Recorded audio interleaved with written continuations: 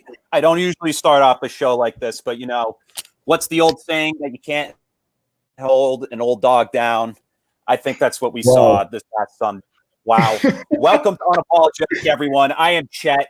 I am your host, and to my right is my co-host, Duffy. Duffy, how are we doing today, boss? Chet, I'm doing great today, man. Happy hump day. That means we're back at 7 p.m. Eastern here on the amazing sfbnri.com. And it's sad that football's over, but I'm happy to be back. Yeah, totally, man. And today we got ourselves a special guest, this kid too. Ben Catino. Right here. So you two have a podcast, yes, I hear. TJB on multiple streaming platforms, Spotify, Apple Podcasts, Anchor, etc. Check them out, guys. They're a great show. We had a little COVID scare the last couple of weeks. We weren't able to link and make some more content, but coming soon, man. Coming soon. Hopefully tomorrow we'll be right back at it. Every Thursday. All right, yeah. To all you viewers, check these guys out. Shout out the show name again. What is it? TJ and B. TJ and B, got it. Check them out. Guess who's some great who? content for you guys. All right, so Chet's going to get us started off here. So right now, we're going to be talking about Super Bowl 55, but to get us off to a hot start, I'm going to show a nice highlight reel I put together today. So check this out, guys. I'm excited. Fancy Chet.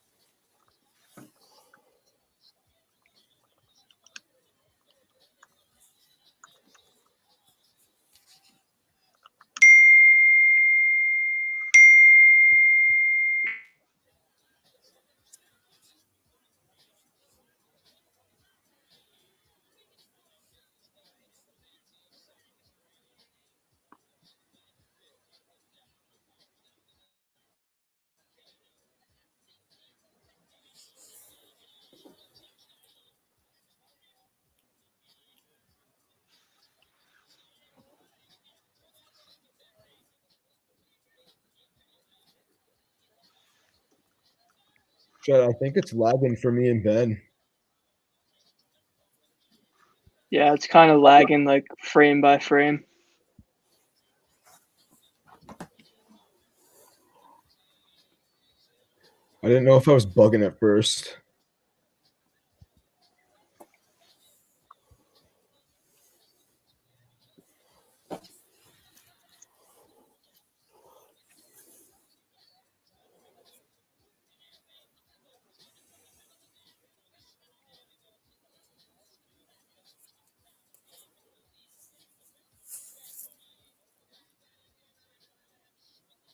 You guys see Brady at the parade today?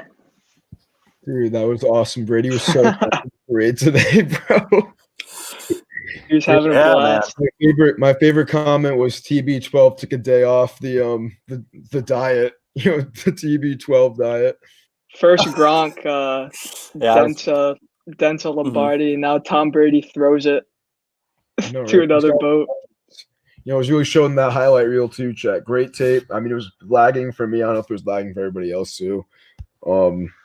But great highlight tape. It got me kind of hyped. Struggling with internet connection. The parts that I could see, I just didn't want to say anything. So I didn't know if it was just me, but me and Ben. But but great game. Yeah, no. The whole team. Bucks Chiefs did not live up to the hype that we thought it would, obviously. Pretty disappointing. Probably ranked in the bottom 5 Super Bowls I've ever witnessed. But the hype was there. Bucks defense, really the biggest story in this game, despite Brady winning the MVP, just really shutting down the Chiefs to a degree that we've never seen.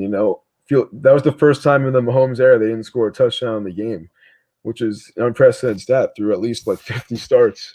So really a dominant performance by the Bucks. A lot of these teams are going to be probably studying the Bucks and what they did in this game to be able to stop Mahomes, because no one's ever beat him like that, or being able to stop the Chiefs' offense to that degree. But shout out to the Bucks for being Super Bowl champs, and Brady proved me wrong. He proved me wrong. Yeah. Absolutely. I mean, Tom Brady once again doing what he does.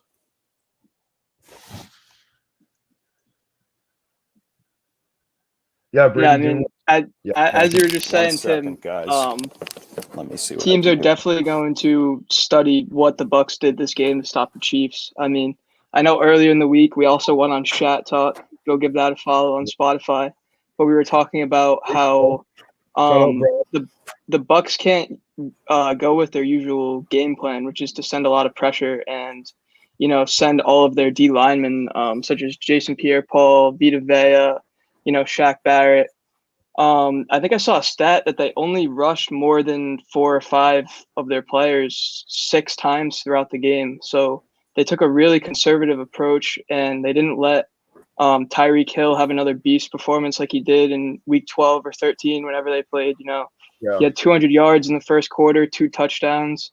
Obviously a very different story this time around, and the Bucks really found a way to stop that Chiefs offense like no one else really has. I mean, we've seen the Patriots somewhat stop Mahomes in the past, but I mean, nothing like that. That was just complete dominance from top to bottom from this Bucks team. Yeah. Question: can you guys hear me now? Yes. Yeah. Good. Okay. You sound amazing right now. What's that? You sound incredible right now. All right, cool. I guess I can't move at this point. If 4K was audio, that's Chris Heatu with his internet connection. Yeah, something's up with the internet right now. Sorry about that, guys. Yeah. But looking at these stats from this game, Tom Brady, 21 for 29, 201. He didn't have to throw the ball that much this game for 3 touchdowns, 2 of them to Rob Gronkowski on 6 catches for 67 yards. And Leonard Fournette, baby. What a run he had. Playoff Bunny, baby. Yeah. I talked about that last show. Playoff Bunny. If the Bucks want to win this game, they have to establish the run game. And they really did. Playoff Bunny, getting big carries early, that was huge for him. And that touchdown run, hey, can't say anything bad about it. No, you can't. And I mean, pretty much definitely Chiefs' hopes after that. Definitely going back to what Ben said. I mean, a big factor going into this game that I don't think we even discussed was the fact that the Chiefs were missing both their left and right tackles going to this one. And we just saw Shaq Barrett and JPP really just tear Mahomes apart. I mean, he had nowhere to go half the time, and he couldn't even make a decision. What's that? He ran 495 yards before throwing the ball, which is the most in any game. That is ridiculous. It's insane. He's still getting the passes off too, which is crazy. And now, like when he was horizontal to the field, throwing it 30 yards in the air. It's like, are you kidding me? Like, even Mike Evans, I think, said he was in disbelief on the sideline, saying, "I just don't understand how he makes that throw." That Mike up moment was everywhere on my feed. I just saw it many times. It was like Mike Evans and Chris Godwin talking how great Mahomes is. No matter how bad Mahomes plays, there's always highlights of him. Crazy stat to look at here. Travis Kelce had 10 catches for 133 yards. So that's 3 consecutive games with all reliable, right? Yeah. But an interesting topic to bring up is, did this game solidify Gronk as, maybe the best tight end ever? I mean, not only was it Mahomes versus Brady, but it kind of also felt like Gronk versus Kelce, because Kelce this year, arguably one of the best players in the NFL that's not a quarterback, Yeah. So, and then how dominant Gronk used to be.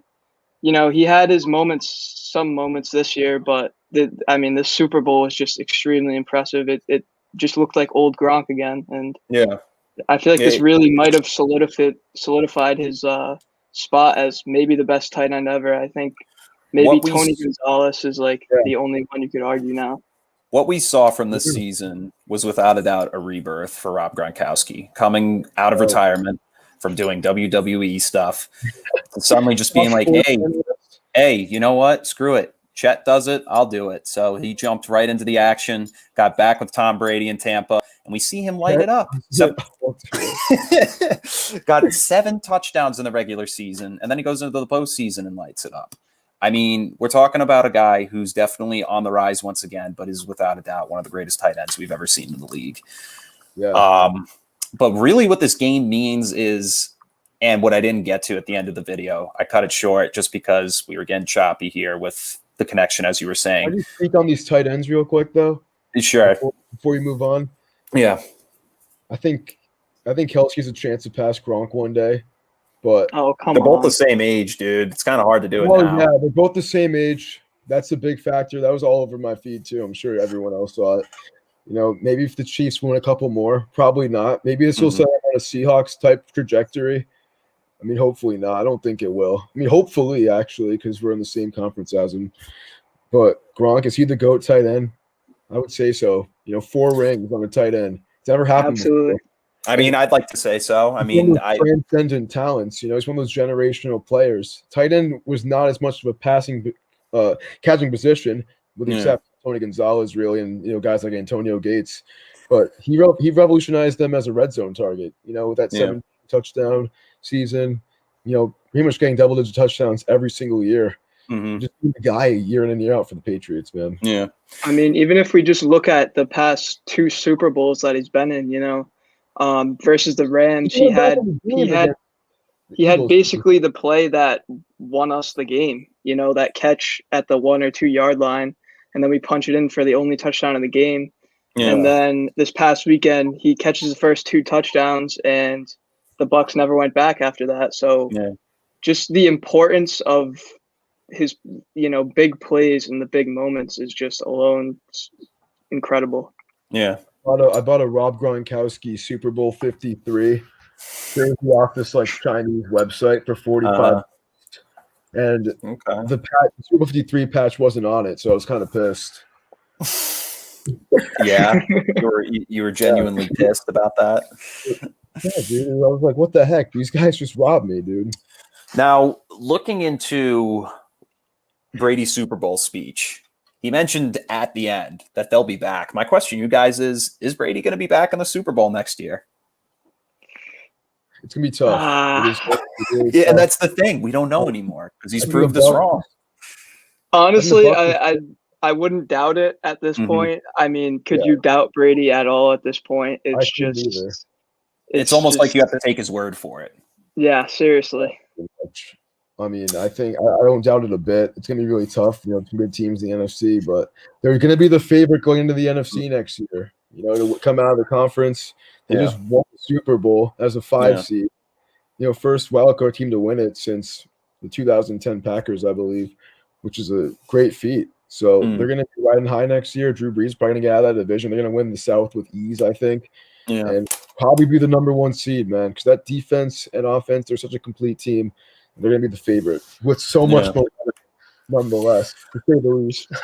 To do what they did, especially this year, it's just like, he went into a new organization after 20 years, and he didn't even get to have a preseason game with them, and he wins the Super Bowl. I mean, this is something that we'll probably never see done again. I really don't see Tom Brady's career being replicated again. I mean, especially in our lifetime. This is a really once-in-a-lifetime athlete. It's a Michael Jordan, it's a LeBron, Tom Brady, Tiger Woods, it's the GOAT Mount Rushmore, Yeah, it's a performance. It's really a performance of the ages. To just watch this man tear it up and lead our team year in and year out. Yeah. Let alone the football team. We were literally a fan of his team. I just think about that sometimes. I'm like, wow, we're really lucky. Yeah. Now Tom Brady secures his 7th Super Bowl ring and goes on right now. It's as the undoubtedly the GOAT, just the greatest of all time. But now the conversation we're not having, and a lot of people aren't having, seems to be overshadowed by Tom Brady, is what the heck does this mean for Patrick Mahomes? What does this mean? He wins the Super Bowl and goes into a Super Bowl heavily favored. I think he'll be back. And loses. He'll be back. He'll be back. He's a fighter, you know. It's going to be tough for him. It's going to be exponentially tougher for him to, you know, chase Brady's legacy. If it's any other NFC team loses, if it's Green Bay and loses them, it's not as hard because, you know, now Brady's 1-0 in Super Bowls against them, unless he gets his revenge back next year, which is, you know, unlikely in itself. But it's going to be tough for you know, for them to ride with the same type of momentum they had this year, obviously winning, I believe, 24 of the previous 25 games or some crazy stat like that. They'll be back as a team. They're too talented for me to see them have any, you know, severe sort of crumble in the AFC. I think they're going to be the clear favorites in the conference next year, them in Buffalo. Yeah. And, you know, I think they'll be back. I think Mahomes will be back. He's a generational talent too. Let's not forget. It's nothing we've ever seen. And I mean, I'm not even trying to like ride him too hard. I'm just saying like he is legitimately a beast. So he'll be back.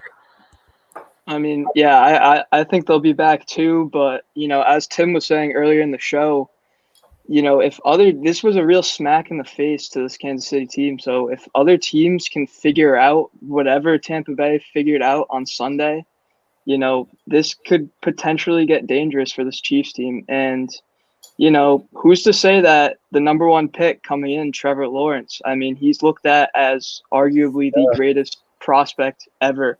So, you know, someone like that coming into the league, he could absolutely come in and tear it up in Patrick Mahomes' division, you know? So this could be a rivalry that we see over the next decade or so. And yeah, it's just very exciting to see what's going to happen with this Chiefs team and the Bucs. Jacksonville goes at least 8-8 next year. Yeah. Oh, I agree. We do mention that the Bills are obviously a top rival. No, you're fine. We do know that the Bills are a top rival here in the AFC, but who's going to contend in the NFC with Tampa Bay? That's a big question. And for me right now, it's not going to be the Packers and it's not going to be the Saints. If anything, I don't know who. What's up? I don't even know who, Chet. Honestly, if I had to pick one, if they make some moves, Niners or Seahawks. I knew you were going to say. I mean, I was going to say Niners too. I was going to say Seahawks. You got to throw them in there. I mean, with Russell Wilson and hopefully DK Metcalf can kind of, you know, pull it together. We saw the best of the best from him this year, and you know, some very dull moments from him as well. Yeah. But they do have a great receiving core in him and Tyler Lockett, and you know, David Moore can have his performances sometimes too. But the real problem is obviously that defense, very vulnerable in the pass game. I mean, at one point in the year, they were the worst passing defense of all time. So it's like, which team are you talking about? Defense truly does win championships. If that's one thing we learned on Sunday, and that's just not going to get it done. It doesn't matter who you have at QB. It doesn't matter if you have, you know, a beast wide receiver. You need defense to win ultimately. Yeah, and then. With the Niners, I mean, you look at them, they were really banged up this season. You lose people like Nick Bosa and Richard Sherman for almost the entire year. You lose most of your offense, including George Kittle, Raheem Mostert, pieces that got them to the Super Bowl last year. So I really think if this team is healthy next season, I think they're going to try and make a push for that conference title. Yeah. And not to say if they trade for, you know, a Deshaun Watson, even a Carson Wentz, I think could be very profitable in this 49ers offense. So if, you know, a good quarterback could really push them to win that Super Bowl. I know they already made it there, but with, you know, like you were just saying, Chet, with key injured players coming back, especially Nick Bosa, I mean, they could be right back in it next year. Yeah, absolutely. That was the biggest I think another interesting team too is the Washington football team. I mean, we saw this team as one of the best defenses in the league this year. We'll see about they that. were number one in the passing defense for a while. I really like Terry McLaurin and Antonio Gibson. I think they're great young pieces. You know, maybe if they can make a move at quarterback this offseason. I know they just signed Heineke, which was kind of surprising for $4 million a year. But, you know, maybe if I don't know. I think this is a very young defense that could, you know, be very successful in the future. Maybe not next year, but like within the next 5 years or so. I can see your point, but I mean, you know, who's their quarterback going to be? Yeah. They were one of the worst offenses all year, you know, in terms of points scored.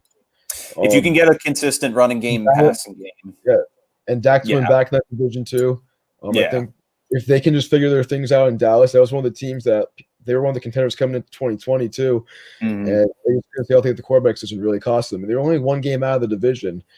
But with him coming back, maybe Washington's a wild card team, you know. The NFC is kind of weak. Washington wins that division next year again. What's their record and who's their starting quarterback? Who starts the most games quarterback? They're going to be You're gonna 9-7 or 10-6 with I don't know who will be starting. I mean, we could see anyone from Ryan Fitzpatrick to like they might draft someone. Who knows? I mean, it's Mac Jones going to them in a mock. This just sounds like speculation, nothing definite here out of you. It's really going to be one of those things. What's for certain is that defense, and they will be back. Like July, who their starting quarterback is probably. The defense is going to be. They're going to be even better than they were last year, I think, this year. Because that was a young core, coming together. They're going to be even better. Yep, absolutely. That's true. All right, so I mean that's a close on the door for Super Bowl 55. Tom Brady secures his 7th title, and without a doubt closes the conversation about him being the greatest quarterback of all time. But that does not close our conversation here on Unapologetic. We're going to get a commercial break real quick, but when we come back, we're going to start talking some NBA stuff, and we got a special guest waiting to join us, so stay tuned. Sir.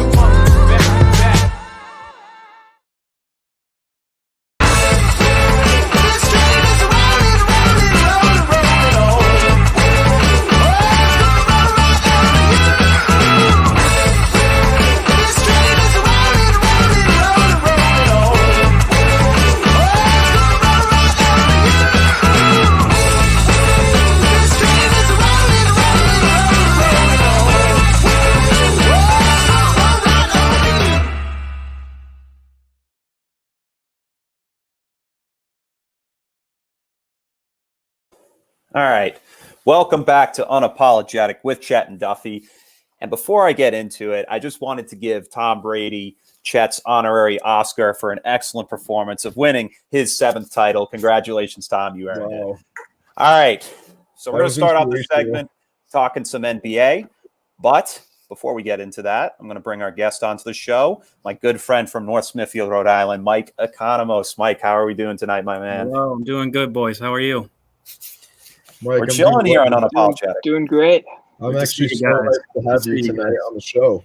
Two really good guests tonight. I'm really excited about this roundtable discussion we got going. Yeah. So to start us off, I heard Ben Catino over here was talking about wanting to talk about the Knicks, and our friend Mike here is a big Knicks fan. I'm ready. So I'm ready. Let's hop into it. How are the Knicks doing this season? What are we looking to do for them to do going further in? For me, I'm very happy because I expected them to finish near the bottom again. And I've learned over many years of misery and pain of being a Knicks fan not to get too excited. So we're fighting. We're on the cusp of a playoff spot with the new format of 10 teams getting in, the bottom few seeds for that play-in. The Knicks are right there in 9th place. And only a couple games out of about 4 or 5 spot. Tough losses to the Heat recently, but we're a young team, made a lot of progress. I'm happy. I just want them to trust the process. James Dolan and the Knicks have a tendency to go after the first big name that comes out, like they were talking about Zach LaVine. Stay away from him, please. We don't need a trade. I'm happy we got Derrick Rose, a good guy to mentor the young guys, but just keep it going. Julius Randle's playing like an all-star. Should be an all-star this year if he's not. He better be an all-star. He's got to be. And we're talking about trading him. They might still trade him. If they do, they better get a lot of picks. They better get a lot of picks. But, RJ progressed nicely.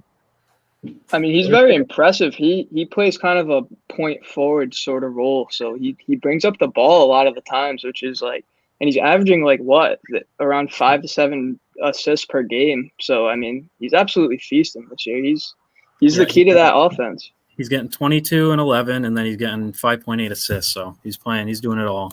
And like last year, I don't know if you watched them. He thought he was mellow for the Knicks, going ISO, pull up jumper, spin moves. He still gets that from time to time, and he throws the ball out of bounds. But he's under control, and he's making things happen. And it's opening it up for the Knicks, making it easier for the young guys. Mm-hmm. And it's working so far. Now, they drafted a prospect this year that I actually got the chance to film highlights of him while he played URI. Obi Toppin. Toppin, he hasn't really seen a lot of minutes this season, but he was a stud in college. But I mean, I was excited when they drafted him. I think he's still going to be a stud. He'll be a solid player. He's got a lot of Amari Stoudemire in him if you watch him play. Mm-hmm. He started the season, got hurt, and so he's slowly kind of getting more and more minutes. But the problem is now he's got Randall ahead of him, so he's going to have to make the most of the minutes that he gets now. Yeah, I think the better rookie there is Emmanuel Quickly. I mean, this is a very surprising, steal from the draft. Another Kentucky point guard really showing out in the NBA. I mean, his floater game is very, very impressive. He shoots a very high percentage with that running floater from the mid range, and he looks like he could definitely develop into a starting point guard in this league. Hopefully for the Knicks, For sure. I have a feeling before this year's over, he will take Elfrid Payton's starting spot. It's only a matter of time. And I got Elfrid on both my fantasy teams. He's a beast. He's doing well recently. It's because Quickly is starting to get better and about to take that spot, so Payton's had to pick it up. Another guy I got is RJ Barrett. RJ's playing well. I'm very happy. Player on the Knicks because he's been a great pickup for me. Yeah, I'm pulling up my fantasy team right now on basketball because right now I am doing 17 points a night. I'm doing absolutely pitiful in fantasy right now. People were ready to call him a bust last year. Yeah, that's not fair. He was 19 at the time. He was on the Knicks, who were terrible. They had the worst spacing in the league because they had no shooters, so everything was clogged up. His game's attacking the basket, and that's opened up. People seem to forget that he was going into that college season. He was projected to be the number 1 pick over Zion Williamson. So he was the number 1 recruit out of high school before Zion. And not to mention on the bench, they have another lottery pick in Kevin Knox. I know he's been a little bit underwhelming, but I mean, he's a guy that can definitely shoot the lights out when he's on. And he gets high. He's a shooter. Yeah, he's just very inconsistent. And he's still young, though. He's still young. So he's a lanky small forward. He's kind of got like a Kevin Durant, Brandon Ingram sort of build. I'm not saying he plays like them, but we see those builds kind of. That's what the game's kind of turning into, these lanky, speedy shooters. Yeah, they definitely took a shot with him. I mean, at that time in the draft, there wasn't much there. It was probably between him and an injured Michael Porter, and we didn't know what was going to happen with him. So they took a shot with Knox, and time will tell. I mean, he's still young. Only his third season, so. So looking at the leaderboards right now in standings, 76ers lead the Eastern Conference at 18-7. And then the Utah Jazz leads at 20-5 over the Los Angeles Lakers. So just based on those two top seeds right now, what do you guys think? What is the best teams right now in the NBA? I mean, the Jazz have been playing really well, but I don't see them. I mean, I think they can win a championship, but I don't think it's likely they're going to get past either LA team. Have they had an easy schedule this season? Because I know the Clippers are, of course, a team that everybody should look out for. They blew them out. Pitiful. If you ask me, both the number 1 seeds right now scream fraud to me. I mean, Philly? I don't know. What have we seen every year in the playoffs? The Jazz don't make it out of the first round, and the 76ers sometimes make it out of the first round. They're not making it past the second. I mean, we're just going to see time and time again the 76ers are going to have this great regular season, but ultimately Ben Simmons and Joel Embiid is not what's going to bring you to a finals, especially with, superstars like Jason Tatum and Jaylen Brown really improving this year. I don't even see the Sixers beating the Celtics in a 7-game series right now. I just really don't. That would be a good series. That 2018 series, first thing that comes to mind. Sixers, they won their last 16 games that season and beat the Heat in 5 the week before, and then Celtics go out and destroy them in 5 games. These guys. I mean, I can't disagree with that. I think they're frauds. I think they're definitely more fraudulent than the Jazz. They've been playing the best team in the league, absolutely pounding the Celtics last night. Do I think they get past the Lakers? No, because the Lakers have that star power. They got LeBron and AD. I don't see them stopping them or really even bring them to 6 games, honestly. I disagree with you guys on Philly. I don't know. They're different. Something's different about them. For me right now, Embiid's the MVP. And Tobias Harris is their second best player right now. He's been having a great year. He's been better than Simmons.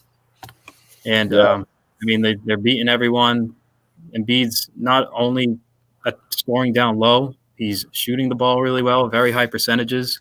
I think 40% from 3, like 85 from the line, something like that. Tobias Harris getting 20 points a game, which he was at 16, maybe 15 last year, past couple of years. So like 16 to 18 range. Yeah, so they're. I think they're dangerous. Harris is an all-star this year. Who? You think Tobias Harris is an all-star this year? He'll be close. He's like in that Randall range. Isn't that one of those bench guys? If they even have an all-star game. Oh yeah, they should just make the teams anyways, but not have the game. Yeah. Because that it's really good on players' resumes. A lot of guys care about it. It does. Yeah, it goes on there. Resumes. It comes down to the end of the day if they're going to be in that legendary discussion or not. So I think they make the teams but don't have the game. But at the same time, if all these guys, if they're so concerned about health and safety of the game, why are they playing games in the first place? That was kind of my thought at first. But and they're all traveling and they're playing other teams, so I don't think it would make that much of a difference. I don't think it really makes much of a difference. But if they don't want to play it, then they should at least make the teams. So another team that obviously a lot of people have been eyeballing. James Harden, we know, got traded there about a month ago, and right now they're sitting at 14-12. So I mean, what do you think? Do you think they're going to end up as a mid-tier pack, or do you think they're going to somehow find their way to the top seed? The Nets are very they're Tricky. in very dangerous territory right now because we're seeing an offensive explosion where they're by far number one in offense across the NBA, but they're dead last in defense. And as we were just saying in the Super Bowl, I mean, I know it's a completely different sport, but it still carries over. Defense wins championships, and ultimately in a 7-game series, if you can't play defense, you're not going to win that series. If a team is catching fire in the series, hitting a ton of threes, you're ultimately not going to win that series. It doesn't matter if you have 3 superstars on your team. You need to be able to play defense to win. And if this keeps up the rest of the year, I wouldn't be surprised if we see this Nets team exit in like the second round. It could be a surprising exit, and sort of like the Clippers last year. And I don't know, they're just in dangerous territory if they can't figure this defensive problem out. Yeah, I agree. They're a boom or bust team, and it's going to take time. I mean, those 3 guys, I think they'll figure it out. I hope they don't. They connect. I hate Harden. Kyrie's a baby. I don't like KD since he went to Golden State. So I mean, I watched, but that talent just wins at the end of the day sometimes. Yeah. I think their defense is going to struggle against teams like Philly, Milwaukee, Boston. I think those 3 teams would have the edge in a 7-game series at this point, unless the Nets can figure something out defensively. Because I mean, I think I watched the Nets play a couple of weeks ago, and it's just it's like, James Harden, can you please just play defense for once? Like, he literally stands there every time. It's like Kyrie too. Oh my God, dude. The best defender is Kevin Durant. He's coming off a bum Achilles. That team's a bunch of babies. Like, I don't understand. All they want to do is just show off their hoop skills instead of actually trying to stop a guy from scoring on them. I mean, even if you watch that Nets Wizards game, it was either a week or 2 weeks ago where they were up 5 with 6 seconds left. Beal hits a 3, and then they get a steal on the inbounds, and Westbrook wins the game for the Wizards. I mean, not only is it this lazy defense, but it's these mental lapses too that could ultimately, that little mental lapse lost them that game, and that could be a game in the playoffs where it goes from a 2-1 to a 3-1 series, and now you're against the wall and like, well, what are we gonna do now? You know, Yeah. That's a big challenge for Steve Nash too. He's a rookie coach, and he's got three probably the biggest egos in the league on one team, and he's a rookie coach with no experience. So that's tough, and the blame will probably fall on him for not having them prepared there. But it's kind of like that old Mets tough team. situation. They had all the guys come in back in 2013. That Max trade, and Jason Kidd was their head coach, I believe. I think it was his first year too as a coach. Kind of the same dynamic, and then they ultimately fell in the second round of Miami. But I think these guys are going to figure it out. Like Mike said, at the end of the day, star power does win a lot of championships. We've seen that the last few years, really. The exception being probably Toronto against Golden State. Yeah. Can't sleep with Kawhi. They still had a big three, when Toronto beat Milwaukee, I was like, wow, they're probably going to win this thing. But I still couldn't pick against the Warriors, but then when KD went down, it was pretty much game. Yeah. And you said if defense wins championships, do you know who the number one defense is in the league right now? Who? The Jazz. Take a guess. Philly. The Jazz. Knicks. I was gonna say the Knicks. They're also 30th in offense though, so there's got to be like 11 and 15. So we just talked about the Knicks, and I'm wondering right now for you guys, what's a dark horse right now in the NBA that everybody needs to watch out for come playoff time? Because we saw it happen in the playoffs last season with the Miami Heat. So what are we going to see this year, you think? The Charlotte Hornets. I mean, let's be real. LaMelo is taking this league by storm right now, and it does not look like he's slowing down. He's looking like one of the most promising young stars in this league. I mean, undoubtedly the rookie of the year right now. Who knows if that'll change? Maybe Anthony Edwards, who's putting up about 15 a game, but I don't really see him catching LaMelo. I mean, the Timberwolves' record is awful. So I think, come playoff time, we have LaMelo Ball, Terry Rozier, Devontae Graham, who was an 18-point-per-game scorer last year, and now Gordon Hayward, who looks like he's returning to all-star form. So this is a team that could potentially be dangerous if they can sneak into that 8 seed. Maybe they can win like 2 or 3 games in that first round. But, beyond the playoffs, I do think the Hornets have a bright future. It's looking like this organization is finally going to turn it around when it's looked so stagnant for so many years, even when they were the Bobcats, I got a team too. Comes on the other side of the nation in the Western Conference. I might have to say, maybe not. I don't know if you can search the dark horse like a mid-tier seed right now in the playoffs. I'm taking Phoenix. I was going to say, they're on my list. I was thinking they have a great roster. It's a great roster. They have a lot of depth. 7 guys averaging double figures right now. You got DeAndre Ayton, the number 1 overall pick from a few years ago. Really coming into his own this season. Been a little bit underwhelming. Only 14 a game, but 14 and 13. In terms of scoring, a little bit underwhelming. But those defensive stats are amazing. Devin Booker really just needed that one other guy to, really take him to that level. And they have one of the best guard combos in the league with Chris Paul there too. I saw a post today that was, which one of these guys is more deserving of an all-star spot? And it's kind of hard to tell because Chris Paul has really been that good. Averaging 16 a night, over 8 assists a game. Despite being, I think, like 36 years old, he's still one of the best guards in the league and really taking that experience to the Suns with to get them to that next level. I think they can really make a run for the Western Conference Finals. In my opinion, I think maybe they beat the LA Clippers if they meet them. LA is known to choke. And the guy I didn't mention too, Mikal Bridges. Beast. Very good. Hey, don't sleep on those. I know they just made a big trade, but the Houston Rockets. I mean, I know John Wall is coming back off that Achilles injury, but he's having a great year. And, they rest him about every other game, but the Rockets are well over 500 when John Wall plays. I believe it was like at least 8-2 or like 10-2 or something like that. But they're playing very well with John Wall, and they still have that same approach where they're just chucking threes all game. So if they're able to sneak into the playoffs, they could shock a team, if they really catch fire and keep hitting their threes. They have the same core that they had pretty much, and they added Christian Wood, who is he's improving a lot. He's like a 23 point per game scorer this year. Got a dirty lineup. Yeah, I like the Rockets team. We'll see. Wood's going to be out a few weeks now. I don't know if you saw his ankle; it was pretty nasty. Yeah. But if they can survive, if they can keep their head above water, they can make a run, kind of similar to Miami. But here's my dark horse. Okay.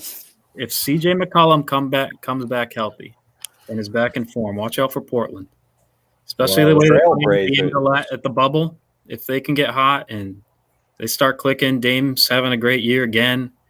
They're a deep team. I think they could take a fun run in the playoffs. You think they can get to that next level this year? I think Dame's a star that can get you there.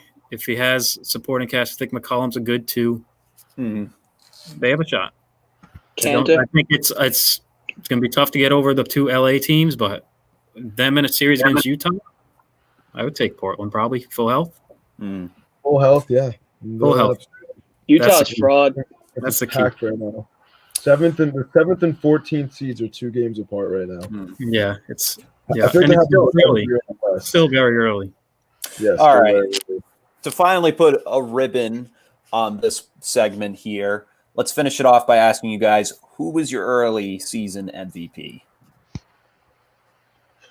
I'll let you guys go first. Yeah, go for it, guys.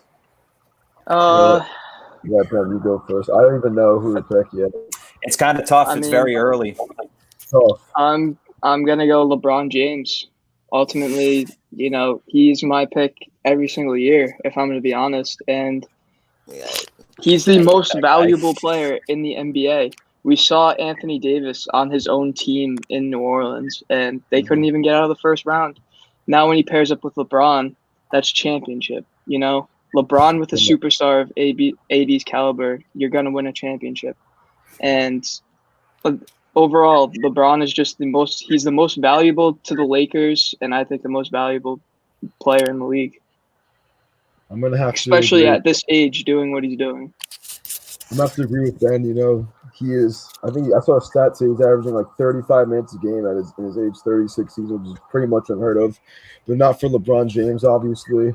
That's his lowest minutes per game, too. Yeah, lowest minutes per game in his career, too. 19-6 the Lakers are right now. And thinking down the line, I think they do end up with the best record in the West, which I think is going to be huge for MVP voters, too.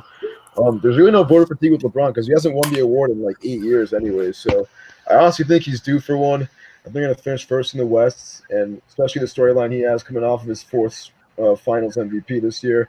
I think they're going to have a better record than Philly, with Joel Embiid being a legit contender for the award this year. I think they're going to be ahead of Denver too, with Jokic also, being another contender, another guy that comes to mind. So I think it really comes down to the record, and like Ben said, he's the most valuable player year in and year out. And the storyline, that's just my prediction. I'm going to go LeBron James. Kind of a safe bet on paper, but there's a lot of reasoning behind it.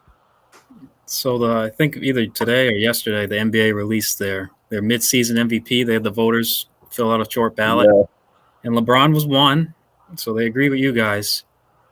Embiid was 2, and I believe Jokic was 3, with other guys like Kawhi. I think Paul George got a vote, and Curry. I don't think LeBron's MVP. What is an MVP? Is it the best player or is it the most valuable player? He's the best player. Both, I guess. He's the best player. But you take LeBron off the Lakers team, they're still a playoff team. This is not AD's Pelicans. Not even close. AD was playing with bums his whole career. You take LeBron off the team, they're a solid squad. They're a deep team. They're not going to contend. Obviously, LeBron's going to take them to the number 1 team in the league, sure. But, I mean, Embiid right now, you take Embiid off Philly, they're a lottery team. You take Jokic off of Denver, they're a lottery team, even though they're kind of at the bottom of the seeding, so I don't think Jokic will win. Who I think should be MVP is somehow not getting talked about, it should have a 3-peat, is Giannis. If you look at his stats, you take away assists, he has better stats than LeBron, scoring, rebounding, defensive numbers, his player efficiency rating, all higher, field goal percentage, all higher. The Bucks are 2.5 games behind the Lakers or something like that. And he doesn't have Anthony Davis. He has Chris Middleton. Good player in his own right, but is he really a number 2 on a team? I don't think so. Yeah, it's all for what? The Bucks are a solid team. They have Drew Holiday, but they're not the Lakers. So Yeah. You take Giannis off the Bucks, they're one of the worst teams in the NBA. You take LeBron off the Lakers, they're a 7th and 8th seed in the West. Mm-hmm. And another guy everyone was talking about preseason was Luka, and I think it was a little premature. He's amazing. I love him. People are talking like, oh, he's the 3rd best player in the league. I'd say he's more top 10. And, I mean, the Mavericks are struggling, which I love it because the Knicks have their picks, so hopefully they keep losing. Hey, let's just say this. If you're in a playoff series, you're going to want LeBron over Giannis. Because he's a better player, but is he the most valuable player to his team? No.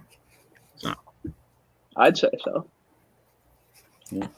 Well, some interesting points made here for some talk on the NBA. Obviously, early stuff. We'll get more into the nitty-gritty as the season goes on with Unapologetic with Chet and Duffy. But we're going to hit a commercial break, and when we get back, we're going to start talking a little bit about MLB. Spring training doesn't start until February 27th, so we'll hop into some off-season moves, so stay tuned.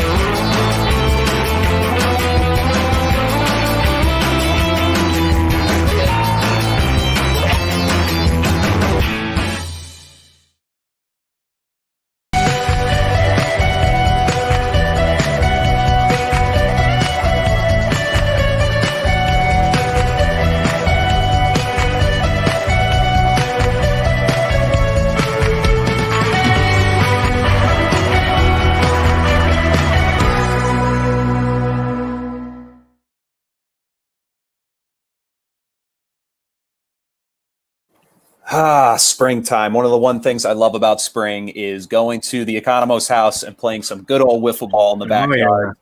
So you know what? What's that? Can't wait. Yeah. So how many strikeouts do you average per game? Heard your pitching, Chris hitting. Which one? How about when Mike pitches and Chris hits? Mike's got a nasty riser for some guaranteed strikeout. Yeah, it's very hard for me to hit that riser. It's tough for me. At the plate. Dude, it's so hard. It's a pitch I can't figure out. Like I'm telling you right now, I can't figure out that pitch. My best pitch is the curveball. It's literally the only thing I can get people to swing at and not like crank out of the park. I mean, the only one I've honestly gotten people with is a knuckleball, but I don't throw knuckleballs at Mike. I only throw curves. It's the only thing I can get him with. Thanks, because we're the pitchers, so we're never on the same team. Yeah, exactly. Nobody else wants to pitch. Everybody else. For sale. It's like Brady Manning. You guys are the pitchers. Exactly. It's a legit rivalry. All right, so there was record against them. What's the last question before we get into MLB news? I just want to know the projected record. Who has won more games? Probably Mike. Oh, I don't think I lose. In your head. The last time I lost. That's why I try to be on Mike's team, but nobody ever gets paired that way because we end up, basically. You guys want to challenge us? Come on over. Yeah. Anytime. Yeah. Ben, Me and Tim might have to get in there. Yeah. See what this knuckleball is all about. I mean, maybe I'll throw it against you. Let's see. All right. A big trade that was made this offseason, Nolan Arenado to the St. Louis Cardinals. That was a huge move. I mean, you're talking about a dude who is easily the franchise player for the Colorado Rockies, a team that struggled to even make it to the playoffs. I mean, Mike, let's start off with you. I mean, how do you feel about this deal, man? I think it's good for all parties except Colorado. I think Arenado's happy. He's been miserable for a little bit, even though he's getting paid a lot. So it's a win-win for him. He gets his big contract, and now he's on a contender.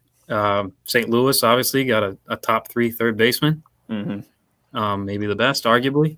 Yeah, I think he's hands down one of the best third basemen. Yeah, I mean, baseball you can change year to year, but he's going to be there year after year for a long time in that top of the position conversation. Great hitter. We'll see how great he really is playing away from Coors Field. His numbers on the road were a little lower, but I mean, still all pro level. So I think it's a good trade for St. Louis, and Colorado's in full rebuild. So only a matter of time before Trevor Story gets traded. Yeah, I mean, The Rockies are a team that's dying out. I mean, they got guys like just hitters who can hit. I mean, like you said, Trevor Story. Who's their leadoff man? Blackman. Yeah, and Blackman, unbelievable. Got a nice beard and everything too to really put icing on the cake with that. But I mean, the thing is, this team definitely aged out to the point where nobody wants to play for them anymore. I mean, they never got consistent pitching. The bats could hit, but then there were times where better pitchers would come in and shut them down. The only place they could really hit was Colorado because the air's so thin out there and really carries that ball out of the stadium. So Chet does not like the Rockies. And you know what? I like this deal for Nolan Arenado. Puts him in a great position with great teammates. You got Yadier Molina there. You still got my guy Paul Goldschmidt, Marcelo. They're easily the best team in the Central. Yeah, and they're the NL top 4 teams in the NL right now has got to be obviously LA. Yeah, they just got Trevor Bauer. Yeah, That made me talk mad. about that in a minute. I'm gonna be honest. Yeah, we'll get to that. Atlanta and the Mets have made some good moves, so I think they'll be a playoff team too. Yeah, that's a good point. AL, though, besides the Yankees and the Astros, I'm trying to think who else really contends there. I mean, Are the Sox getting Sale back this year? Yeah, but I don't expect them to do they are. Yeah, I don't think the Sox are going to rebuild. What about I wouldn't be surprised if they trade Chris Sale to a contender who might need that extra pitcher. Possibly New York.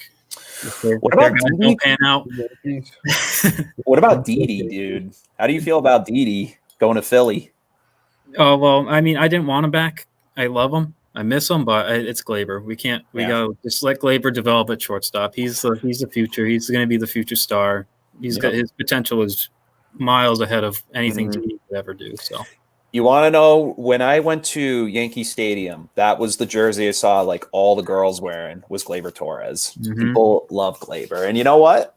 I like Gleyber too. He's a great shortstop. I've just seen all the athletic plays he's made, the way he can hit.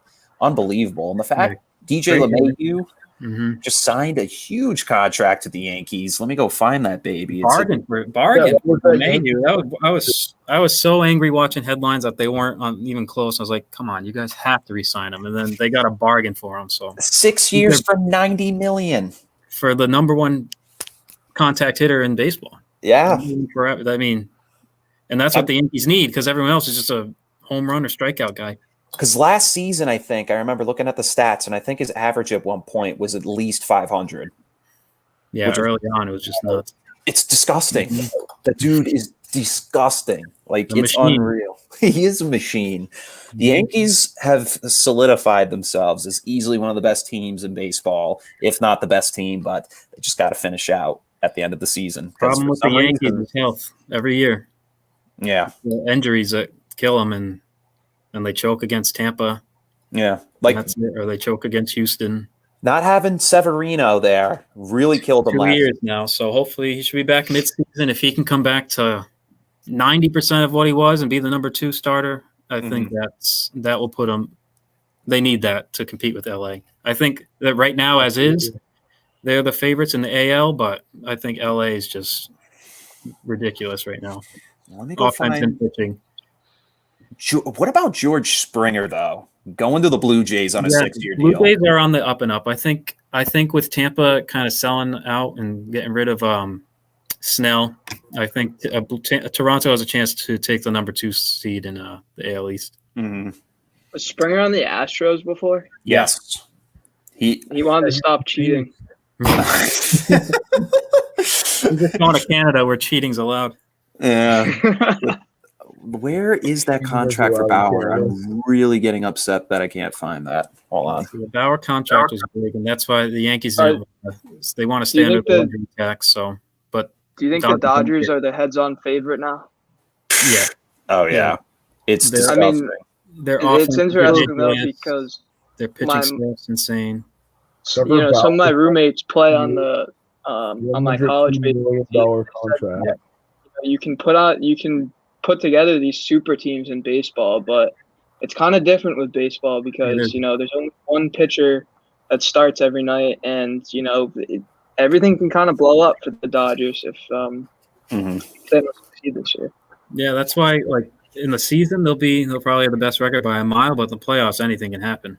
Yeah. Problem with the Dodgers is they have so many top-tier starters with Kershaw and Buehler, and then now Bauer. Yeah. That it's going to be tough to beat in a series. Mm-hmm. I mean, At full health, they can probably pitch just those threes in a 7-game series if needed. And I mean, what was that other name I just looked at? But anyways, I mean, with Trevor Bauer, he signs a 3-year deal worth $102 million. That's a stupid amount of money, but that really stacks up this freaking. Oh, that's why I was looking at the Royals. Why I don't care about the Royals. Get out of here. Worst team in the league. Yeah, dude, they've been considered. Think about that. They literally won a World Series, and then we haven't heard from them since. They're like that's They what made it the year market before, teams too, do. remember? They just get all their draft picks up. They go for a run, and then it's just they sell off. They hope they get lucky. Tampa came close, and now they're going to sell off. It's disgusting to look at. But if I were to pick a team to like right out of the gate, let me take a look at this at the league right now. If I had to pick, I mean, my number one's probably going to be LA. Then 2 is going to be New York with the Yankees. I'm probably going to have to give it to the Rays for 3rd. And then I don't know where to go from there. Probably St. Louis, I'd say. Yeah. St. Louis is pretty nice. And then I'm almost tempted to put the Braves back up there. Yeah, I think the Braves will be really good. The Mets will be good. The Mets just got Lindor. Mm-hmm. They have DeGrom, the best pitcher in the league. They got Lindor? I didn't see that, actually. Mm-hmm. That's crazy. I mean, Francisco Lindor, he's just on another level of shortstop ability. So, I mean, we'll see what he does this season. Let's see what the Red Sox do. Like, I remember seeing them get a pitcher from the Yankees, and one of my friends blowing up about it. I'm like, dude, I've never even freaking heard of this kid. Like, why should I care so much? He's good. He's just inconsistent. He had a bad year last year. Mm-hmm. Big contract. And the Yankees are already stacked at pitching. Yeah. So it's not like it really matters for them at the end of the day, but All right. I think that's a great way to end the segment there with a little bit of baseball. Thank you guys for joining, Ben and Mike. It was really great to have you on the show, of course, with Chet and Duffy. And it's a ton of fun, boys. Yeah, of course. We hope to have you again, guys. And definitely have me on your show one time, Ben. Love to sit down and talk some sports. Absolutely. You got a show? What's your show? What is it? TJ and B. It's on Apple Podcasts, Spotify, Anchor. It's me and Tim. Yes, when you guys can start talking men's league basketball, that's what give the weekly report on it. Once we come back, hopefully this summer. Yeah, hopefully. Ben and I have a championship we haven't won yet. We were about to win, but yeah. Oh yeah, that was ours last session. That was easy. Hopefully we can have Chris Itu's play-by-play commentary since he's doing so well at high school hockey. Yeah.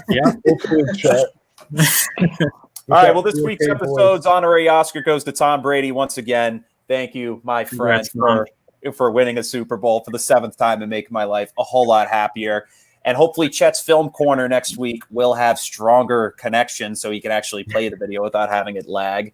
But once again, thank you all for joining us on Unapologetic with Chet and Duffy every Wednesday at 7 p.m. Eastern Standard Time here on the Sports Fan Base Network, Rhode Island. We'll catch you all next week. This is Chet signing off. Go Pats. Go Pats. Thank you, boys. Have a good one. Good night. Guys. Go Nick.